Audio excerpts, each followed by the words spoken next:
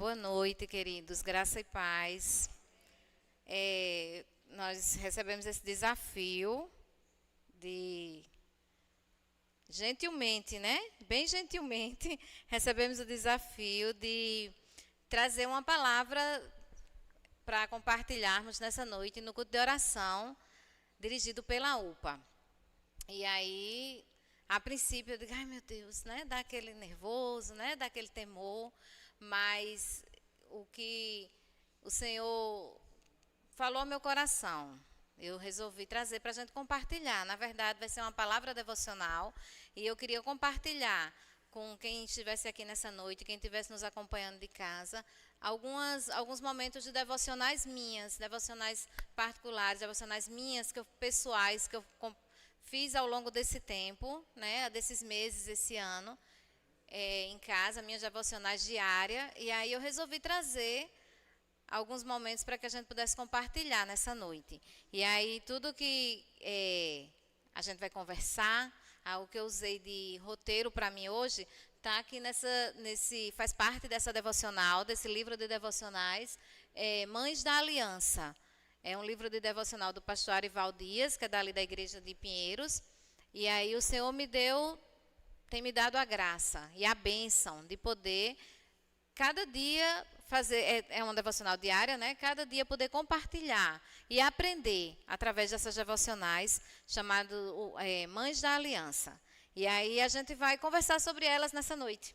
Eu espero em Deus que o Senhor fale primeiro ao meu coração e que possamos sair daqui com uma nova visão a respeito de oração. A palavra é sobre oração. O que a gente vai conversar hoje à noite é sobre oração. E não podia ser diferente, eu não podia fugir disso.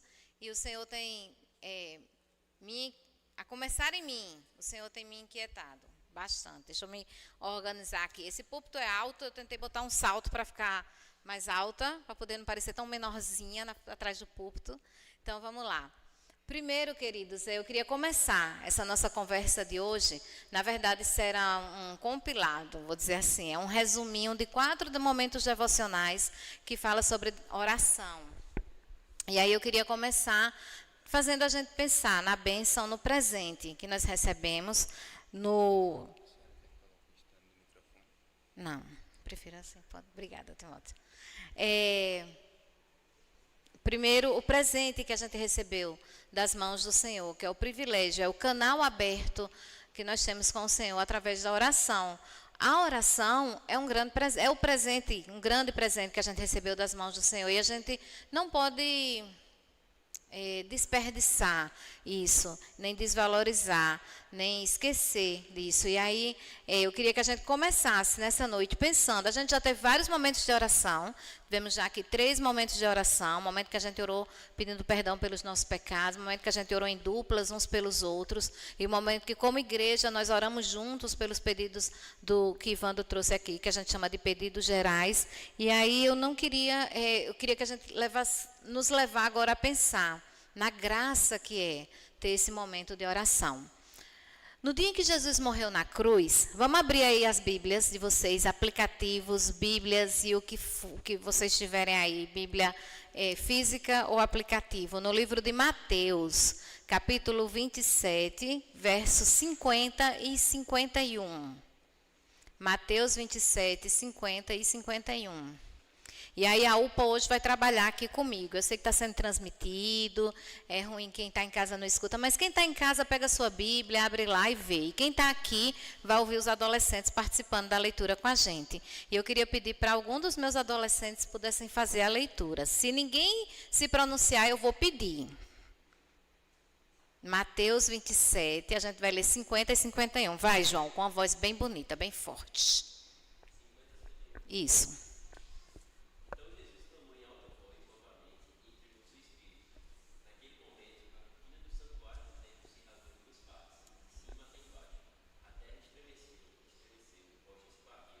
Isso, obrigada, João, amém. No dia em que Jesus morreu ali na cruz, gente, muitas promessas e profecias foram cumpridas. E uma delas é a ruptura da cortina do Templo de Jerusalém. A cortina, ela separava o Santo dos Santos separava lá, dentro do local de adoração, do local do tabernáculo, separava o santo lugar onde os sacerdotes ministravam e o santo dos santos. O santo dos santos era o local onde somente o sumo sacerdote entrava. Então, estão mandando eu me ajeitar aqui. Pera. Tem muito papel aqui, Silas. Foi. Tá melhor, Silas, assim? Obrigada. Todos ali fizeram joinha para mim. Vamos lá. Então, a cortina, gente, tem alguns detalhes aqui sobre a cortina. No primeiro lugar, no lugar santo, onde as pessoas os sacerdotes podiam entrar, os sacerdotes. O santo dos santos, somente o sumo sacerdote podia entrar. Então, a cortina separava esse espaço. Alguns detalhes da cortina. A cortina era feita de linho, era azul, era púrpura e carmesim. Escritores judeus, eles trazem mais detalhes sobre essa cortina. Olha só, gente, que interessante. A cortina, ela media quase 20 metros de altura. Gigante, né? Quase 20 metros de altura. Ela tinha aproximadamente 7 metros de largura. E tinha a espessura da mão de um homem. A espessura da cortina era maior do que a minha, que minha mão é pequena, era mais ou menos a largura da mão de um homem. Gente, esses escritores dizem ainda que era necessário 300 homens para erguer essa cortina. Então, quando a gente pensa na cortina do templo, a gente pensa na cortina que a gente tem em casa, né? Aquela cortina que a gente tem de tecido, fininha, mas não era quase uma parede. Porque a espessura era da mão de um homem, ela tinha quase 20 metros de altura, 7 metros de largura, era quase uma parede. E aí, o que o texto nos lembra? Que a cortina foi rasgada de alto a baixo. Uma mão humana não poderia jamais rasgar essa cortina. Se era preciso, em média, 300 homens para carregar essa cortina, que dirá rasgar. Então, o fato essa informação que a gente recebeu da cortina ser rasgada de cima a baixo é mais uma demonstração de que foi o próprio Deus que a rasgou.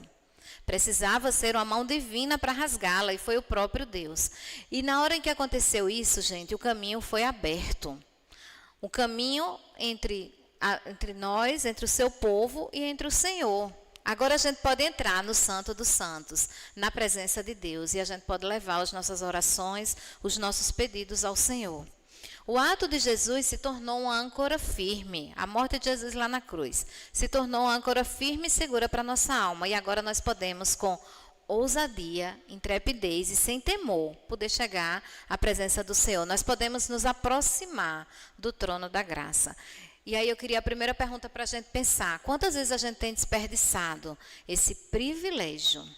Na hora que vocês, quando falarem que o véu foi rasgado, o véu que separava, tem até uma música que a gente canta, que a gente lembre disso, que a cortina era quase uma parede e foi rasgada do alto a baixo pelas próprias mãos do Senhor, para que a gente pudesse ter acesso ao trono da graça. E quantas vezes a gente tem desperdiçado isso? O próprio Cristo, ele nos ordena a ter uma vida de oração. E a gente vai para outro texto bíblico.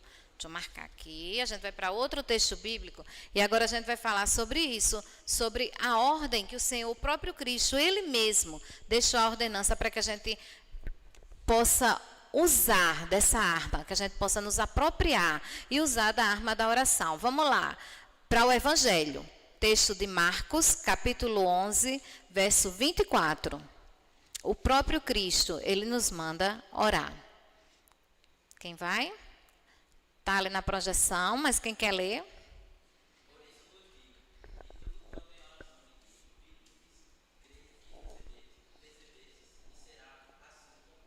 Amém. A oração, gente, ela nada mais é que um canal de comunicação entre a gente e Deus. Nós podemos conversar com o Senhor e podemos levar ao Senhor tudo que as nossas aflições, as nossas petições, as nossas ações de graça. É nos dado essa permissão de nos aproximar. Lembrando que foi Cristo lá na cruz que nos deu esse acesso. E é por isso que quando a gente ora em nome de Jesus. Porque foi através de Cristo que a gente pode se achegar para o trono da graça. Nesse versículo em especial, a gente vai aprender 3 coisas que Cristo nos ensina sobre oração. Preste atenção, gente. Primeiro, Jesus nos ensina a pedir em oração. O texto que Pedro leu, fala pedir, né, João? Né, Pedro? Desculpa, né, Pedro? E aí pedir. E aí pedir é uma regra no reino de Deus. A gente precisa pedir. Se você não gosta de pedir, tem gente que não gosta de pedir favor, de pedir ajuda, né? Se você não gosta de pedir, terá dificuldade em orar. Porque orar é a gente pedir.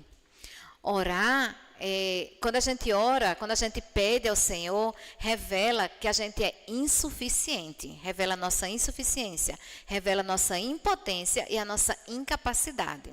Para orar, para pedir, a gente precisa se humilhar, e a gente precisa se quebrantar.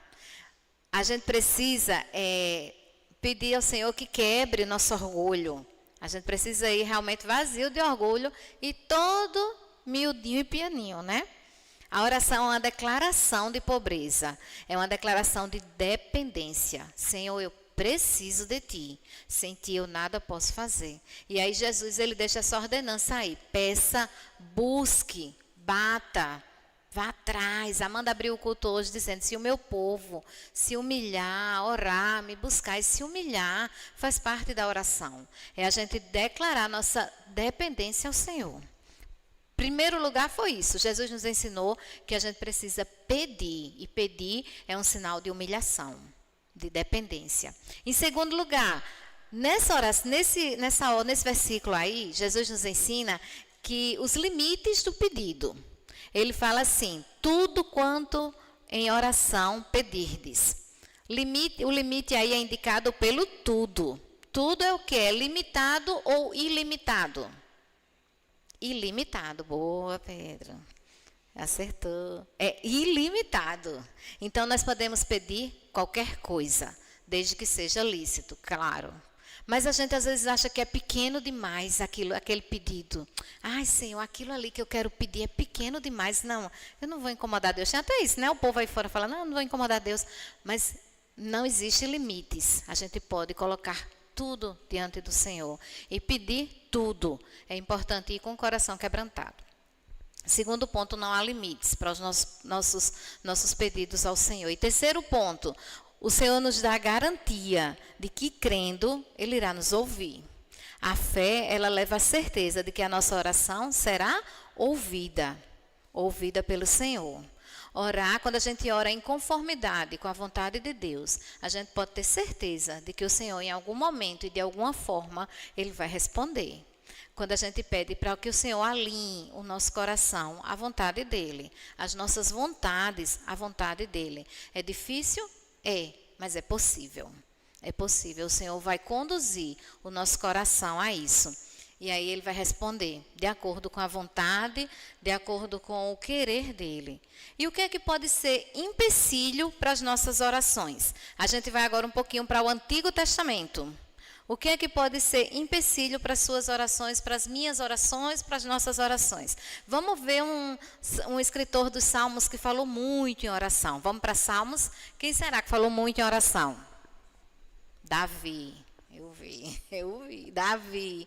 Vamos para o Salmo 66. Salmo 66. Alguém lê do 18 ao 20. Salmo 66, do 18 ao 20.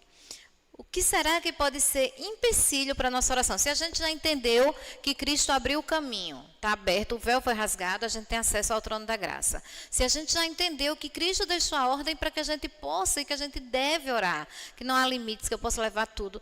Então, tá, tia Carla, então o que é que vai ser de empecilho para mim, para que eu não ore? Não vai me deixar ir em oração ao Senhor. Vamos ler? Quem quer ler? Vai, Amanda. Se eu no coração contemplar a vaidade, o Senhor não me teria ouvido. Entretanto, Deus me tem ouvido e me tem atendido à voz da oração. Bendito seja Deus, que não me rejeita a oração, de amar de mim a sua graça. Obrigada, Amanda. Então, se orar é conversar com o Pai. Se eu posso ter acesso, se não há limite, se eu devo ir. Algo que pode estar impedindo de eu ter uma vida de oração, o salmista respondeu aí, no primeiro verso, no 18. É a vaidade. A vaidade, a oração, uma vida de oração é uma vida de busca de santificação.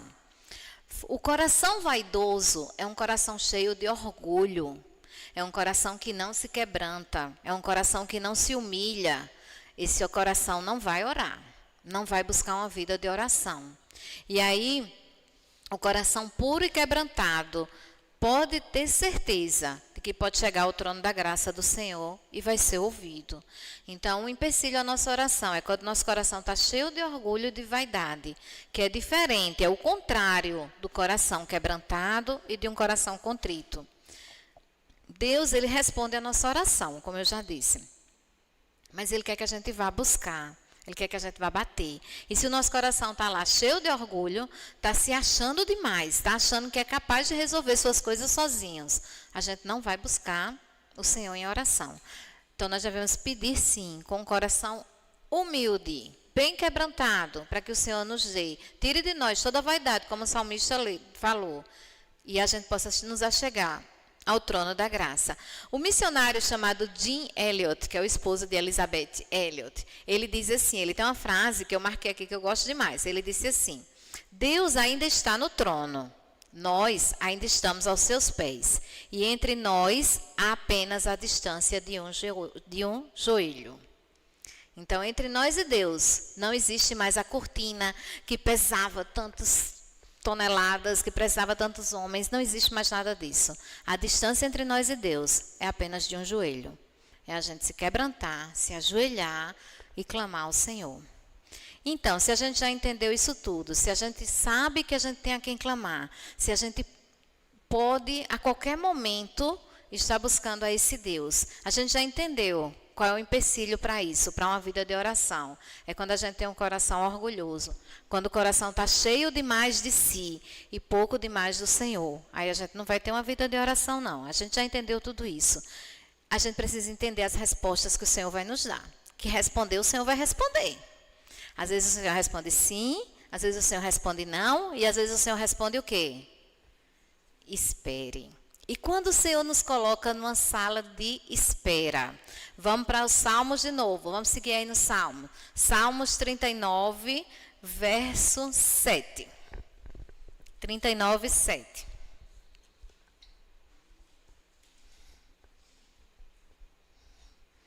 Quem? Julinha? Vai, Ju. Vai, Ju.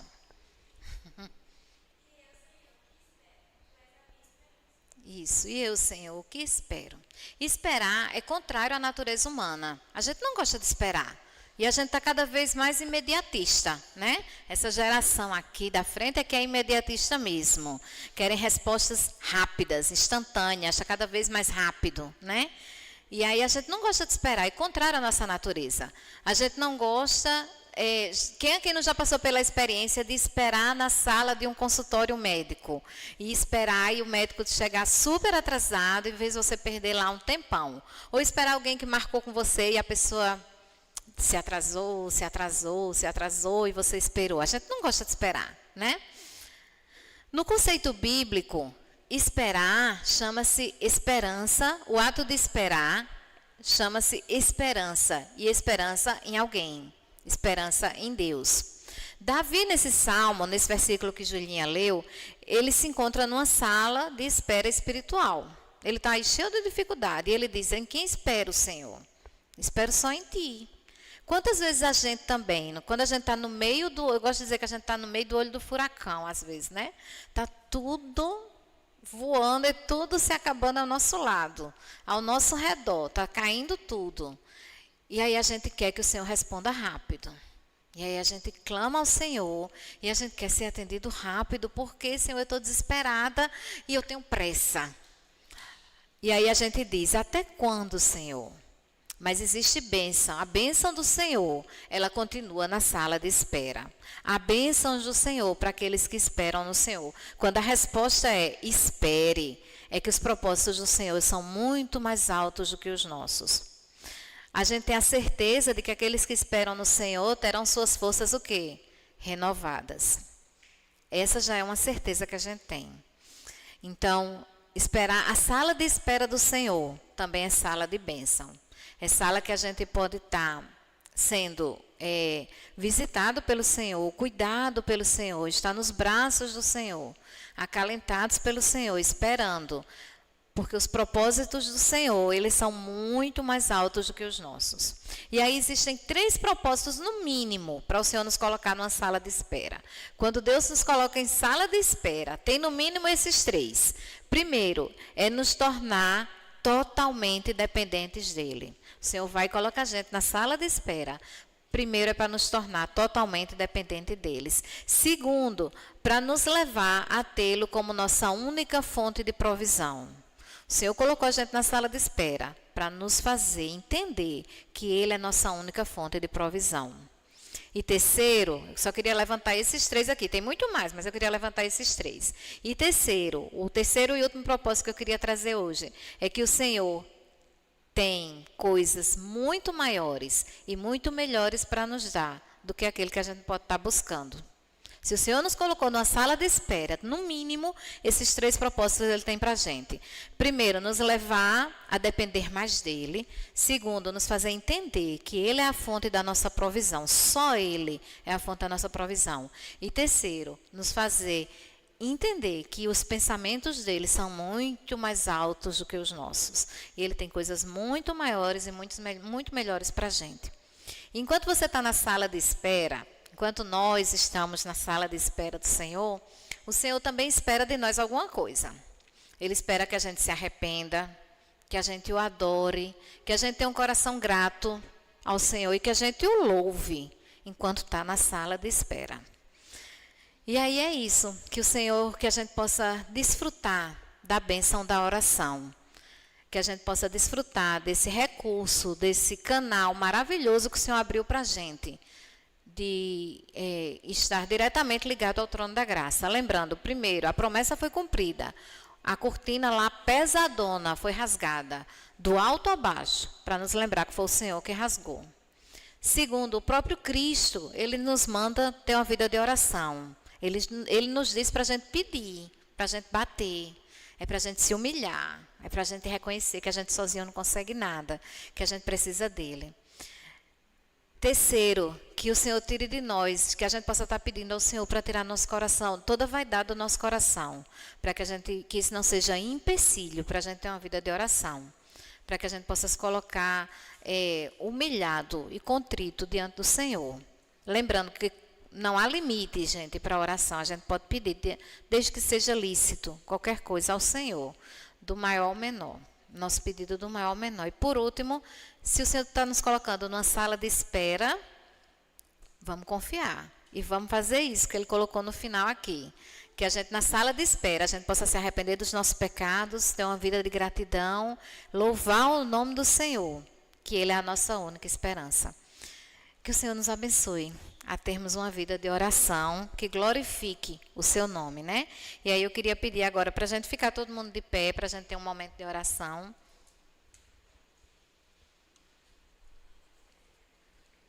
O Senhor tem nos dado essa bênção tão maravilhosa, que a gente muitas vezes desperdiça. Entre dias e sai dia, a gente consegue fazer tantas coisas num dia. Pense bem, no seu dia, pensou hoje, quantas coisas que você fez hoje, desde a hora que você se levantou, até você ter chegado aqui. Inúmeras coisas, eu sei que cada um de vocês fez, eu sei que cada uma da gente fez inúmeras coisas. Mas em que momento você parou e você levou seu pensamento ao Senhor? Em que momento você orou?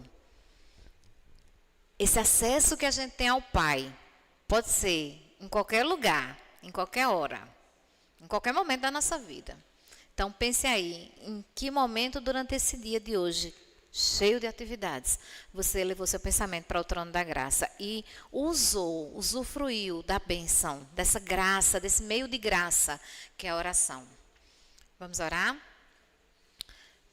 Pai amado, meu Deus querido, meu Paizinho, eu te agradeço, Senhor, porque um dia o véu foi rasgado do alto a baixo.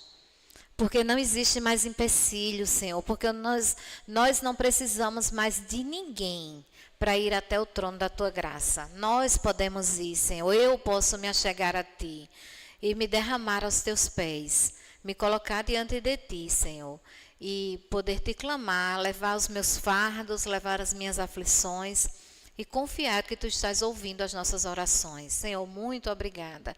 Obrigada por esse dom de graça maravilhoso que é a oração, Senhor. Nos perdoa, me perdoa, Senhor, as vezes em que eu desperdicei essa graça tão grande, Senhor, esse recurso tão maravilhoso, e não estive aos Teus pés, Pai. E me deixei levar pela correria de um dia, e não parei para estar diante de Ti, Senhor, para estar prostrada aos Teus pés. Perdão, Senhor, me perdoa, nos perdoa, Senhor. E nos ajuda, Senhor, a usarmos, ó Deus, a estarmos com ousadia, sem temor e com muito respeito, com muito amor, Senhor, e com um coração contrito, com muita humildade, a estarmos diante do Teu trono, prostrados aos Teus pés, Te buscando verdadeiramente, Senhor. Nos ajuda a ter uma vida de oração, Pai, a buscar uma vida de santidade, de santificação e de oração, Senhor, para que possamos desfrutar da Tua santa presença, Senhor. Perdoa os nossos pecados, perdoa nosso coração orgulhoso e vaidoso, e nos dá um coração humilde e contrito, Senhor, para a glória do Teu nome, Santo Deus. Recebe a nossa gratidão por esse momento, Senhor, pelo que já cantamos, que já Te louvamos, que já lemos da Tua palavra, Senhor. Recebe a nossa gratidão nessa noite e nos ajuda a termos uma vida, Senhor, verdadeiramente de busca da Tua presença, de relacionamento íntimo contigo, Pai. Em nome de Jesus que eu Te oro e Te agradeço. Amém. Podem sentar, gente.